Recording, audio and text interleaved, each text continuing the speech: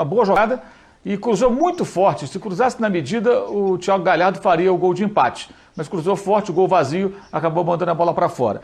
É evidente que essa altura certamente alguém em Porto Alegre deve estar falando que o Cudê não serve, que o Renato está deitando e rolando. Bem, eu acho que o paralelo para o Internacional não é o Grêmio, é o Corinthians. Os dois começaram a temporada em igualdade de condições, tendo que disputar a primeira fase da Libertadores, que é o torneio mais importante. O Inter passou e fez um bom jogo no Grenal da briga lá na Arena, com o público ainda, o 0-0. Um jogo melhor, inclusive, do que o de hoje, antes da parada. A minha sensação de que o Inter estava melhor antes do que agora. Jogando melhor. E aquele jogo, para mim, foi um jogo exemplar, como outros momentos de Libertadores que foram bons. Agora, o Corinthians, por exemplo, pode ser campeão paulista no sábado, coisa que o Inter não será campeão gaúcho, né, campeão estadual nesse ano, mas não vai jogar mais a Libertadores. Então acho que o olhar tem que ser um pouco mais adiante e imaginar que se você contrata um técnico que vem lá da Argentina para iniciar um trabalho, é preciso uma paciência um pouco maior. Se é para isso, pode contratar o Guto Ferreira, por exemplo, que ganhou ontem a Copa do Nordeste, poderia ter armado uma arapuca para o Renato ter se dado bem se ele fosse o técnico do Inter nesse jogo de hoje, na derrota anterior em Caxias, naquela derrota no começo da temporada, ou até no empate. Porque é isso, o Renato está jogando o campeonato e sabendo que ele pode se alimentar e ganhar muitos pontos a mais do que já tem, batendo o seu rival. Até porque a temporada passada foi marcada por uma humilhação na Libertadores, né? Não podemos esquecer isso. Então o Renato recupera pontos e ele está usando muito bem essa estratégia. Mas isso não basta. Bem, a não ser que os times se contentem com o campeonato estadual. Me parece que tanto o Inter quanto o Grêmio pensam em algo muito maior do que isso. Mas a vitória do Grêmio achei justa. O Renato, para esse confronto, foi mais astuto, montou a sua estratégia, mas comecem a esquecer a ideia do Grêmio impositivo, com a bola, que troca passe, que joga no campo do adversário. Cada vez mais o Grêmio tem recorrido à estratégia de chamar o adversário, fechar no seu campo. Está mudando pouco a pouco. Sim. Birner, são 9 clássicos sem vitória do Inter. São 13 jogos na Arena sem vitória do Inter, sem vitória como visitante, né? São 5 jogos sem fazer um golzinho no Grêmio. E se você levar em consideração que a última vez que o Inter fez um gol no Grêmio foi um gol contra, você vai para 9 jogos sem algum jogador do Inter fazer gol no Grêmio. Isso se chama Renato Gaúcho ou tem mais coisa além disso? Não, tem mais coisa além disso. Tem o dedo do Renato, a contribuição do Renato, é inegável. Tem o fato de, nesse período, o Grêmio ter sempre um time tecnicamente melhor que o do Inter. Tem hoje um time com mais capacidade que o time do Internacional. Tem o fato de um trabalho longo com a sequência, né? Eu acho que aí tem uma coisa no clássico, quando tem um tabu, um time entra mais confiante que o outro, ou digamos assim, um time entra mais leve que o outro, né? Muito concentrado, mas sem carregar o peso que o outro carrega num jogo como esse. Como disse o Mauro, o Inter, por exemplo, teve hoje a chance de empatar e ali se faz 1-1, de repente o jogo muda, né? Eu também acho que o trabalho do Cudê é um trabalho ainda no início. Ele tem problemas nas laterais, eu não sei se ele percebeu isso ou não ainda, mas tecnicamente os laterais dele são bem limitados.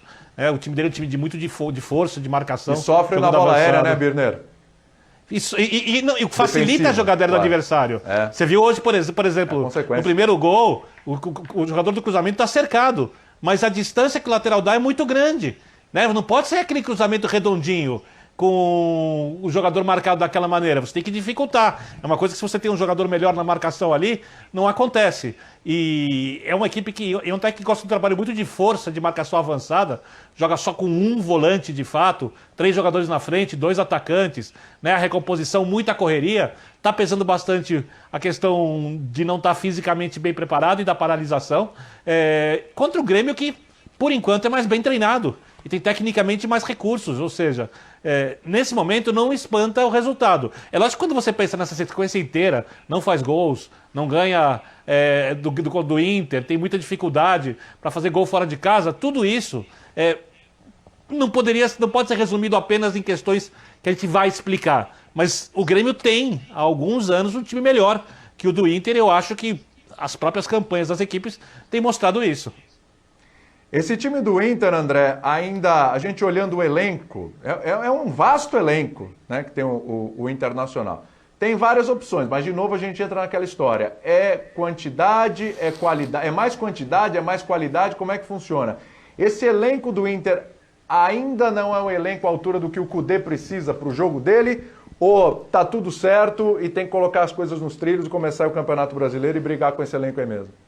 Se a sua pergunta fosse colocada no início do ano, fases preliminares de Copa Libertadores, quando o Inter passou por 2 delas, enfrentando adversários complicados, jogando futebol com coragem e avançando na competição, a resposta seria, olha, esse é um início de trabalho promissor, o elenco do Internacional oferece a essa nova comissão técnica o que ela precisa para começar o seu caminho.